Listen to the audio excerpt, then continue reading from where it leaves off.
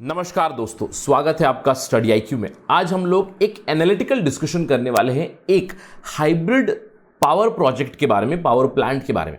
हम लोग यहां पे देखने वाली ये आर्टिकल जहां पे how Gujarat is building the world's largest solar power park. अब मैं बात करूंगा सोलर पावर पार्क की, क्योंकि गुजरात में कुछ इस तरह की डेवलपमेंट हो रही है जहां पे वो बहुत बड़ा एक सोलर पार्क बना रहे हैं। उस सोलर पार्क के साथ ही साथ वो हाइब्रिड एनर्जी यानी कि सोलर पार्क कम एक विंड एनर्जी प्रोजेक्ट की भी डेवलपमेंट कर रहे हैं। और ये डेवलपमेंट कहां पे कर रहे हैं? They are doing it very very close to Pakistan border. तो आज हम लोग इस पर्टिकुलर प्रोजेक्ट के ऊपर एक व्यापक विश्लेषण करेंगे, देखेंगे एग्जैक्टली क्या है बेनिफिट्स इस प्रोजेक्ट की, क्या डिटेल्स है इस प्रोजेक्ट की, क्या अभी तक डेवलपमेंट हुई है, और अंत में इसकी प्रोग्रेस रिपोर्ट भी लेंगे। तो चलिए डिस्कशन शुरू करते हैं। मैं हूं आपका दोस्त Rahul Saygaonkar. So let us begin our discussion. लेकिन डिस्कशन शुरू करने से पहले, अगर आप सिविल सर्विसेज एग्जामिनेशन की तैयारी कर रहे हैं तो आपके पास सुनहरा मौका है कि आप घर बैठे प्रिपरेशन कर सकते हो। हमारा स्मार्ट कोर्स चल रहा है जहां पे प्रीलिम्स और मेंस दोनों का कंटेंट है। जस्ट विजिट studyIQ.com और download the app from Google Play Store to know more information.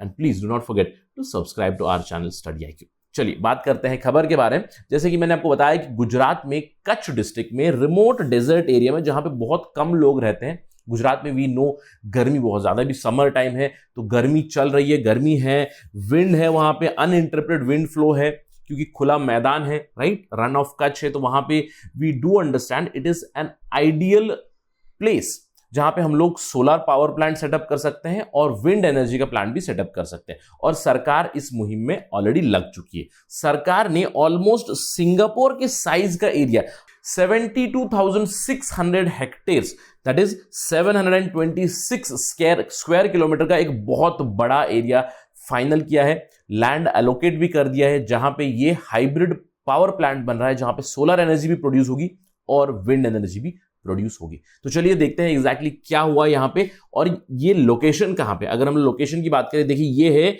State of Gujarat, हमारा राज्य गुजरात है। गुजरात का सबसे बड़ा जो जिला है कच्छ, इनफैक्ट अगर मैं बात करूं biggest district all over the country, right, in terms of area Kutch district ही आता है जो सबसे बड़ा डिस्ट्रिक्ट है, और दूसरा नंबर पे आता है ले, राइट, इन लद्दाख। तो आपको याद रखना ये factual information, Kutch is the biggest district in India in terms of sheer area, right? अब इस कच्छ डिस्ट्रिक्ट में अगर हम लोग जूम करेंगे तो हम लोग यहां पे देख सकते हैं ये प्रोजेक्ट कहां पे चल रहा है। ये प्रोजेक्ट चल रहा है खावड़ा गांव के आसपास, राइट, खावड़ा गांव के पास, and it is very very close to border. आप देख सकते हो इस तरफ है Pakistan and the entire project is approximately few kilometres away from the border, right. तो बहुत ही इंपॉर्टेंट डेवलपमेंट है। पाकिस्तान के बॉर्डर के पास अभी इंडिया बहुत बड़ी इन्वेस्टमेंट कर रहा है, क्लोज टू 1.5 लाख करोड़ का ये प्रोजेक्ट है, जहां पे अभी ऑलरेडी टेंडरिंग हो चुकी है, प्रोजेक्ट एलोकेट हो चुका है, बहुत सारे कंपनीज को टेंडर ऑलरेडी दिया जा चुका है। तो चलिए बात करते हैं एग्जैक्टली हो क्या रहा है। अगर हम लोग बात करें इस पर्टिकुलर प्रोजेक्ट की, इससे पहले की भी बात करें तो हम लोग जानते हैं कि 2014 से जब से मोदी सरकार आई है तब से उनका पुश चल रहा है रीन्यूएबल एनर्जी के ऊपर। 2014 में ही उन्होंने जो पहले नेशनल सोलर मिशन था उसके टारगेट बदले, यानी कि 100 gigawatt energy from solar itself, यानी कि सोलर एनर्जी 100 गीगावाट प्रोड्यूस करेंगे, रिन्यूएबल एनर्जी 175 गीगावाट का टारगेट लगाया 2022 तक, 2030 तक वो बढ़ाकर 450 गीगावाट बनाया है सरकार ने। तो ये तो in line to that development ही है। तो यहां पे गुजरात सरकार ने भी अपने टारगेट बनाया और गुजरात सरकार ने प्रोजेक्ट प्रपोज किया था 2020 में, जिसको अप्रूवल मिली थी मिनिस्ट्री ऑफ डिफेंस की। अब ये क्यों मिली? क्योंकि बहुत ही क्लोज टू बॉर्डर है, और इनफैक्ट यहां पे अगर हम लोग बात करें रन ऑफ कच्छ में कच्छ ब्रिज है, कच्छ ब्रिज के बहुत ही पास ये प्रोजेक्ट है, तो इसकी अप्रूवल मिली है बीएसएफ से, मिनिस्ट्री ऑफ डिफेंस ने इसको अप्रूव कर दिया है। और यहां पे 7,200 hectares near village Khavda and near village Vigakot it has been approve जो प्रोजेक्ट। उसके बाद दिसंबर 2020 में, पिछले साल दिसंबर में, प्रधानमंत्री मोदी ने फाउंडेशन स्टोन ले किया था इस पर्टिकुलर प्रोजेक्ट का, और इस पर्टिकुलर प्रोजेक्ट की कैपेसिटी बताई जा रही है 30 गीगावाट है, यानी कि 30,000 मेगावाट, और इस प्रोजेक्ट का कॉस्ट होगा 1.5 लाख करोड़। तो बहुत ही बड़ा इन्वेस्टमेंट है बॉर्डर के करीब, और इस पर्टिकुलर इन्वेस्टमेंट से काफी फायदा मिलेगा, लोकल एम्प्लॉयमेंट बढ़ेगी, इलेक्ट्रिसिटी बढ़ेगी, एनर्जी सिक्योरिटी भी बढ़ेगी, गुजरात की ही नहीं अन्य राज्यों की भी। गुजरात अगर सरप्लस प्रोड्यूस करेगा तो it can give it to other states as well. अब जैसे ही फाउंडेशन स्टोन ले हो गया उसके बाद प्रोजेक्ट डेवलपमेंट शुरू हुई है। और अभी अगर हम लोग प्रोग्रेस रिपोर्ट देखें अप्रैल 2021 में जो रोड जुड़नी है उस साइट ऑफ प्रोजेक्ट यानी कि खावड़ा गांव के आसपास कच्छ ब्रिज से, वो रोड अभी बननी शुरू हो चुकी है। और एस्टिमेट्स ये है कि इस साल दिसंबर तक ये रोड भी तैयार हो जाएगी और प्रोजेक्ट जोरों शोरों से शुरू हो रहा है। इनफैक्ट टेंडरिंग हो चुकी है, मैंने आपको कहा है कि डेवलपमेंट के टेंडर दिए गए हैं solar energy corporation of India. अब नाम से लग रहा है solar energy corporation of India, लेकिन याद रखना है आपको ये जो SECI है it not just produce solar energy, it also works with wind energy. तो ये जो 23,000 हेक्टेयर लैंड अलोकेट किया गया है सोलर एनर्जी कॉर्पोरेशन को, this is to produce wind energy. अब इसके अलावा अडानी ग्रीन एनर्जी है जो सोलर प्रोजेक्ट्स डेवलप करेंगे, उनको लैंड अलोकेट हुआ है 19,000 हेक्टेयर्स का। इसके अलावा सर्जन जो रियलिटीज है, सर्जन रियलिटीज एक सब्सिडरी है सुजलॉन की, और we know Suzlon is giant with wind energy, तो सुजलॉन भी विंड एनर्जी प्रोड्यूस करेगा, उनको 9,500 हेक्टेयर लैंड एलोकेट किया गया है। एनटीपीसी को भी 9,500 हेक्टेयर लैंड एलोकेट किया गया है। और बाकी जो गुजरात राज्य की जो सब्सिडरीज है, जो गुजरात की हम लोग कह सकते हैं पब्लिक सेक्टर एंटरप्राइजेस है, Gujarat state electricity corporation, Gujarat industries power company limited, उनको 6,650 हेक्टेयर और 4,750 हेक्टेयर रेस्पेक्टिवली एलोकेट किया गया। यानी कि प्रोजेक्ट डेवलपमेंट काफी अच्छे से हो रहा है, सब कुछ हो चुका है। Private companies have been involved, government companies are also involved, so we do expect that this project is going to give a lot of yield when it is complete. लेकिन हमारा उद्देश्य है कि इस प्रोजेक्ट को हम लोग एनालाइज करें, एक थोड़ा सा विश्लेषण करेंगे कि इसकी बेनिफिट्स क्या है और कंसर्न्स क्या है। देखिए अगर हम लोग बेनिफिट की बात करें, बेनिफिट तो काफी ज्यादा है इस प्रोजेक्ट की, क्योंकि ये रिन्यूएबल एनर्जी का प्रोजेक्ट है। तो we do know green energy बनेगी, क्लीन एनर्जी बनेगी। अब ये green energy, clean energy eventually हमारे देश में सस्टेनेबल डेवलपमेंट लाएगी। ये तो लॉन्ग टर्म एक एडवांटेज है ये। लेकिन अगर हम लोग बात करें हमारे खुद के नेशनल टारगेट्स की, मैंने आपको बताया कि जब से मोदी सरकार आई है, मोदी 1 में ही मोदी 1 टेन्योर में यानी कि 2014 से ही नेशनल सोलर मिशन के टारगेट बदले गए थे। 100 gigawatt solar energy, 75 gigawatt renewable energy, यानी कि totally 175 gigawatt renewable energy produce की जाएगी 2022 तक। ऑल्दो टारगेट अचीव होगा नहीं होगा ये तो भी अगले साल ही पता चलेगा, बट नॉनदलेस हमारा एक नेशनल टारगेट तो बन चुका है। इसके अलावा बहुत ही बड़ा और एम्बिशियस टारगेट है 2030 तक 450 गीगावाट एनर्जी प्रोड्यूस करने का। अब इसमें तो मदद करेगा ही, क्योंकि अगर हम लोग बात करें इसमें से 30 गीगावाट इस एक प्रोजेक्ट से निकलेगा। जैसे ही ये कंप्लीट हो जाएगा 30 गीगावाट केवल यहां से निकलेगा, which itself is a huge proportion in our targets. अब इसके अलावा जो हम लोगों ने पेरिस क्लाइमेट एग्रीमेंट में हमारी नेशनली डिटरमाइंड कंट्रीब्यूशन दी है कि हम लोग रिन्यूएबल एनर्जी को प्रमोट करेंगे, उसे भी ये एडहेयर करता है, यानी कि इंटरनेशनली हमारी इमेज एनहांस हो जाएगी इस प्रोजेक्ट से। तो बहुत बड़ा बेनिफिट है for national targets as well, for international targets as well. अब इसके अलावा एक स्ट्रेटेजिक इसका एडवांटेज भी बताया गया। जब इनॉग्रेशन हो रहा था, जब फाउंडेशन स्टोन ले हो रहा था, प्रधानमंत्री मोदी ने इसके बारे में उल्लेख जरूर किया था। उन्होंने कहा था कि ये जो सोलर पावर पार्क बन रहा है गुजरात में, सबसे बड़ा power park, it would secure the border, कहा था, राइट। अब ये क्यों? क्योंकि हम लोगों ने देखा कि मिनिस्ट्री ऑफ डिफेंस भी यहां पे इन्वॉल्व है। अब जैसे ही इन्वेस्टमेंट हो जाएगी और यहां पे पैसा लग जाएगा तो और भी फोर्सेस यहां पे पहुंच जाएगी, तो border would be manned very very effectively और बॉर्डर सिक्योर हो जाएगा यहाँ पे गुजरात के आसपास, राइट। अब इसके अलावा अगर हम लोग बात करें यूटिलिटेरियन पर्सपेक्टिव से, देखिए यूटिलिटेरियन पर्सपेक्टिव से काफी अच्छा है ये प्रोजेक्ट, काफी ज्यादा बेनिफिट्स है इसकी, क्योंकि ये वेस्ट लैंड से, जैसे मैंने आपको बताया कि कच्छ जो जिला है वो सबसे बड़ा जिला है, उसके नदर्न मोस्ट रीजन में आपको रन ऑफ कच्छ ही मिलता है, यानी कि वेस्ट लैंड्स ही है। और इन वेस्ट लैंड्स को काफी अच्छे से यूटिलाइज किया जा रहा है अभी for producing solar energy and for producing wind energy. अब इसके अलावा एनर्जी सिक्योरिटी तो मिलेगी ही मिलेगी, क्योंकि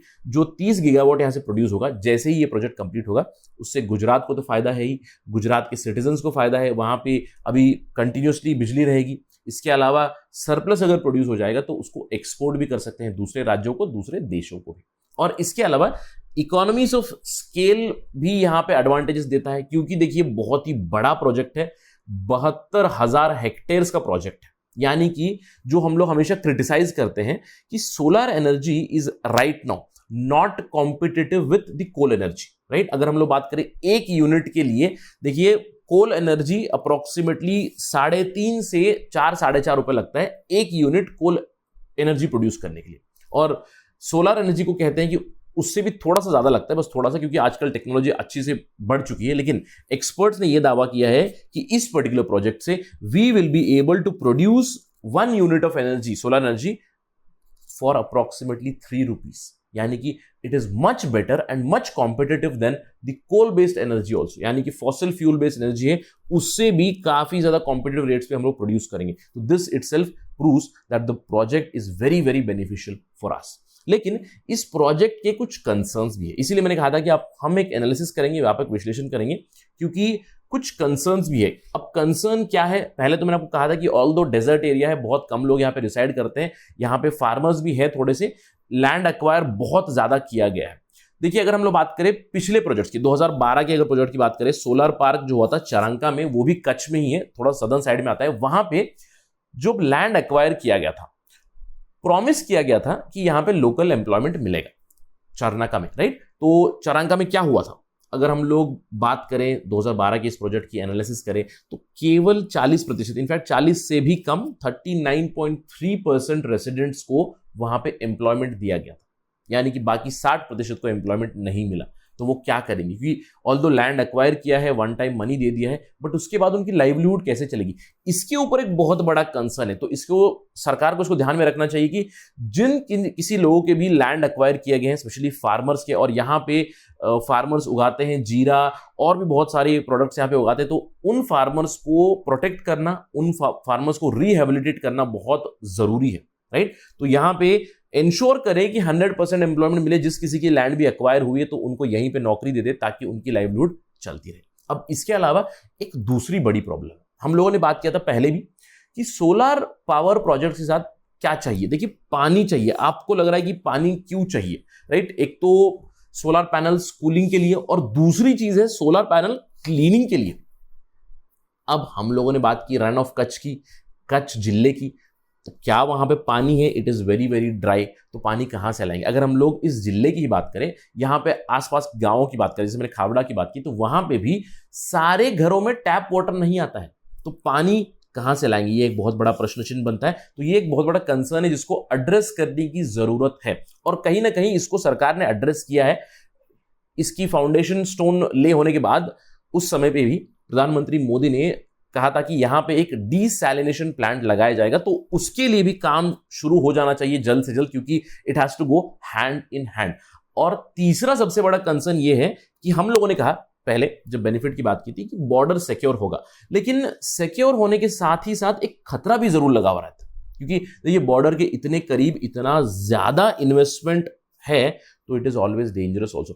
The government has to be ready for this. It has to provide more and more security. आप देख सकते हो कि this entire area is defense area which is very close to the border. तो यहाँ पे 1.5 लाख करोड़ का एक एसेट बन रहा है, यानी कि हमारा एक सोलर कम विंड एनर्जी प्रोजेक्ट बन रहा है, जहां पे सरकार के पैसे लगे तो लगे हैं, प्राइवेट सेक्टर के भी पैसे बहुत ज्यादा लगे हुए हैं। तो government should ensure that safety is maintained here. That is also a prime concern for this particular project. But nonetheless, I would say कि benefits do outweigh the concerns. ये तो concerns है, इसको resolve करने की जरूरत है। सरकार को इन्हें प्लान करना चाहिए, इनके ऊपर रेजोल्यूशन निकालना चाहिए। It is very very good project, and ultimately अगर हम लोग प्रोग्रेस की बात करें, देखिए एक्सपर्ट्स कहते हैं कि if all goes well according to the plan, ये पार्क 2024 तक 50% कैपेसिटी चलेगा और 15 गीगावाट प्रोड्यूस करना शुरू कर देगा, और आने वाले सालों में फुल कैपेसिटी पे जब जाएगा तो अप्रोक्सीमेटली से in another couple of years after 2024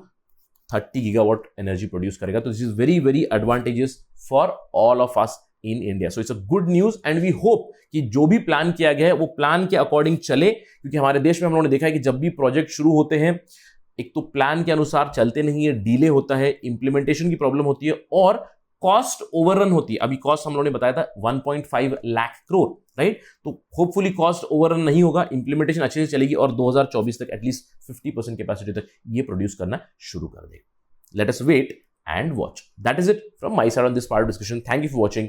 जय हिंद।